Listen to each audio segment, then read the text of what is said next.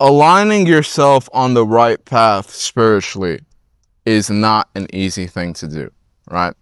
Now, I've spoken before, every man has his vices. Every man has his thing that he's being afflicted by, right? A guy who is susceptible to thinking about revenge all the time, he is also susceptible usually to not letting things go. He might be susceptible to wrapping himself up in endless conflicts with people because he doesn't learn to simply just let things go, right? So you want to be careful about that, but in general, when we talk about aligning yourself on the right spiritual path, it's not easy and it's not for everyone, right? And like I said before, every man has his vices, right?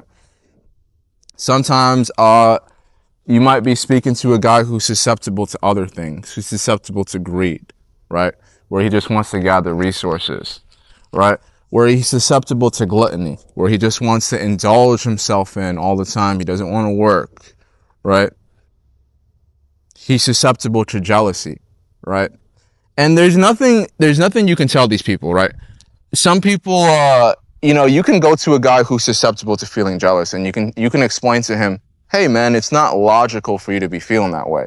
Wouldn't you feel better if you got rid of that feelings? I mean, he would, but it's part of his personality. He doesn't control it. You know what I mean? You can't judge people based on their vices because more than likely those guys will be able to pinpoint a vice on you as well. You are also susceptible to a certain vice. It may not be the same as the guy you're talking to, but you also have your own flaws that you're susceptible to, right?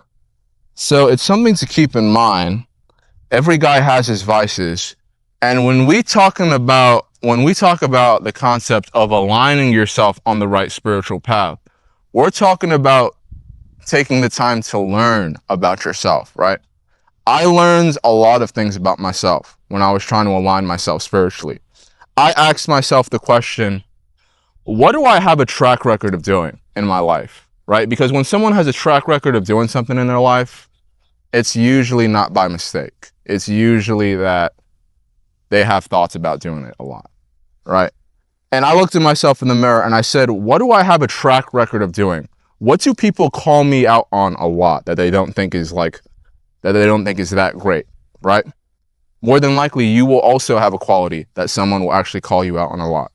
And it's not easy to take something you're not susceptible to and control yourself and say, hey, I'm going to learn when to say no. I'm going to learn to not let my desires control me.